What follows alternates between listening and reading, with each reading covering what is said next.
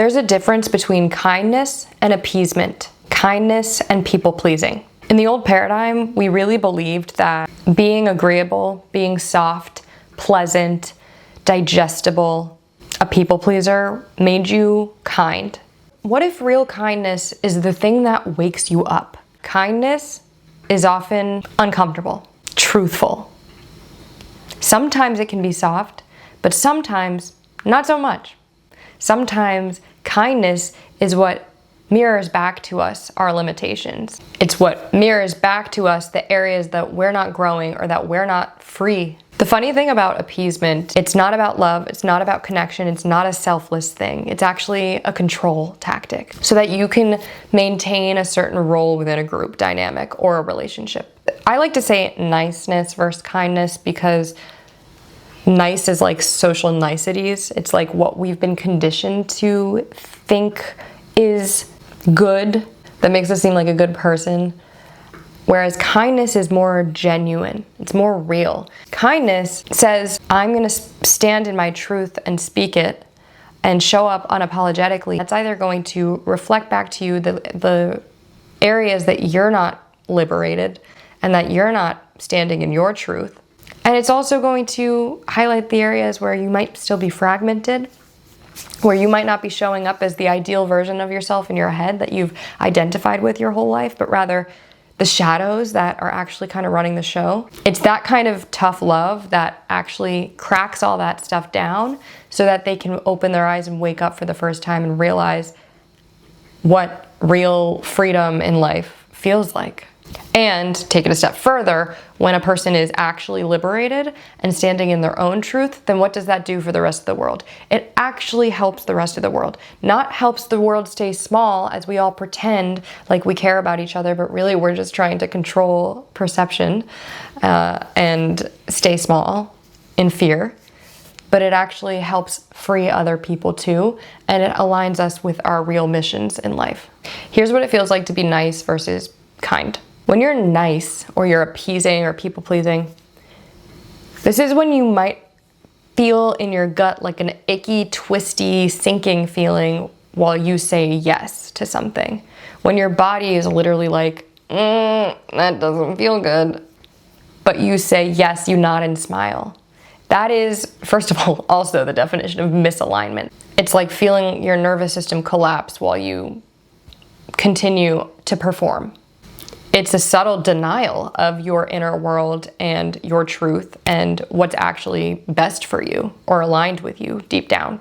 And by the way, so many people in this world are so incredibly conditioned, like deeply, deeply, deeply conditioned to do that, that they don't even know the difference between their own truth or how they truly feel versus what their body and their mind have just been wired to say, aka what a self-abandonment feels like may feel like their identity or might feel to them like authenticity. And that is what we're all here to do on this channel, obviously, is to decondition all of that and rediscover what's going on underneath all of that. Which relationships do you find yourself just like not wanting to talk in?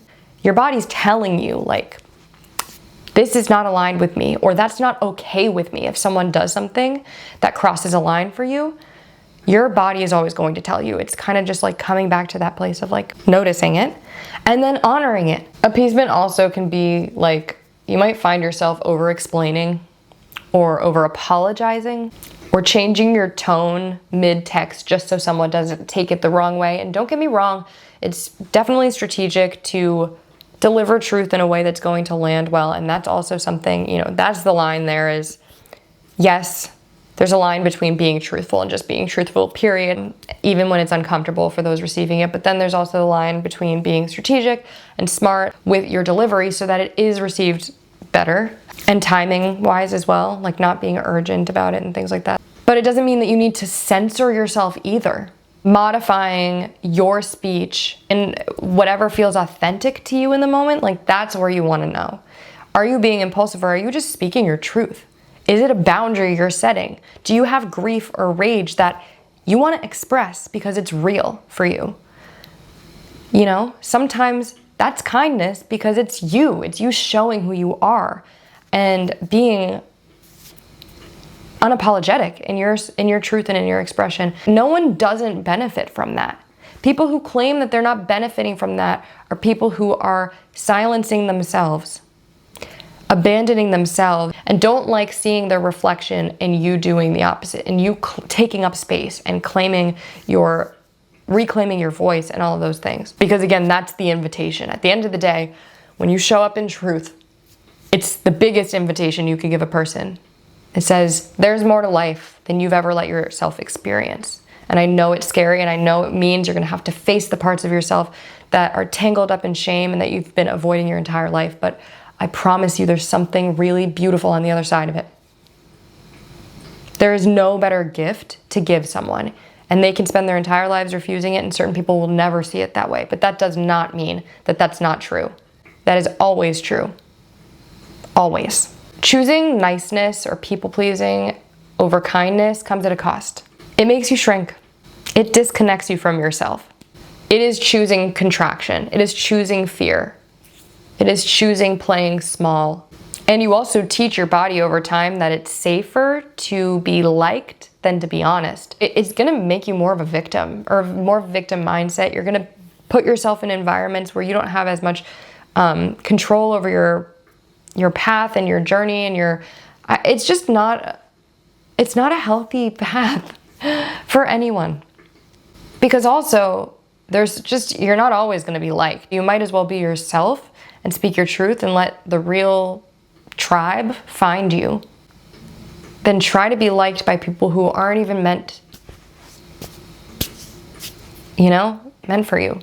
And also, of course, you reinforce distortion for you and everyone else. And that just means you reinforce a world where we suffer from attachments. We limit ourselves through limiting beliefs, and we really just kind of make suffering way more inevitable for ourselves.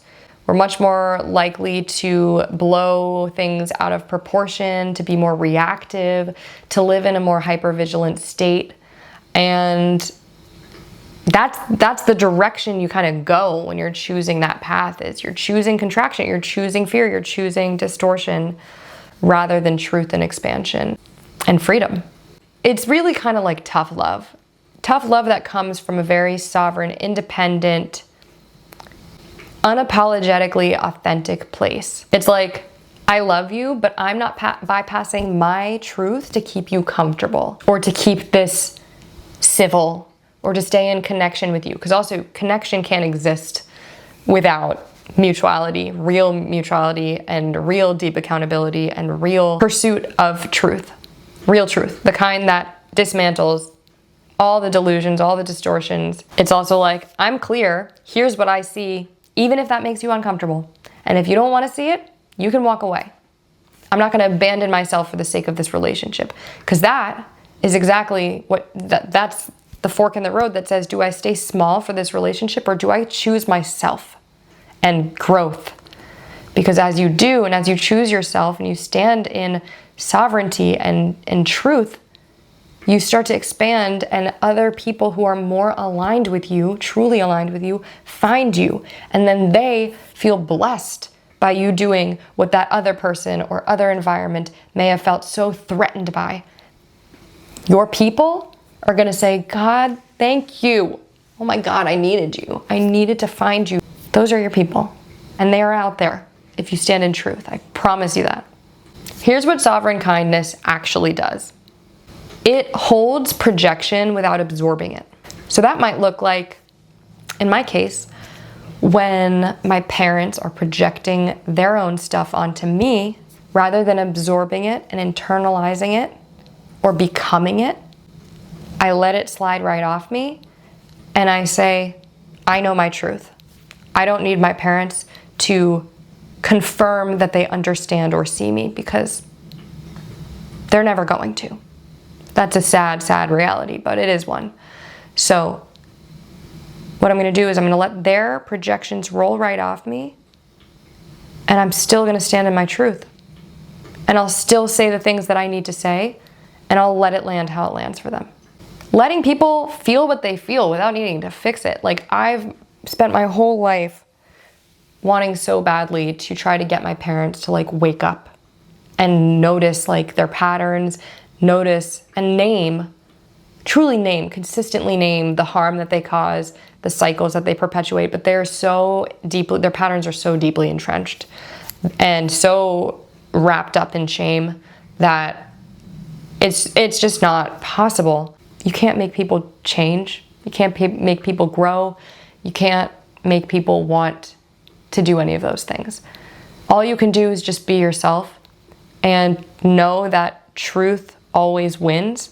Truth is the thing in life that's expanding all of us into higher states of consciousness. And even if it feels uncomfortable, and even if they don't get you right away and they don't mirror back to you who you know you are, it doesn't matter. As long as you're standing in your truth, that is literally all that matters. Thanks for watching. If you like this video, please give it a thumbs up and hit that subscribe button so you don't miss any more content like this. I'll see you next time. Bye.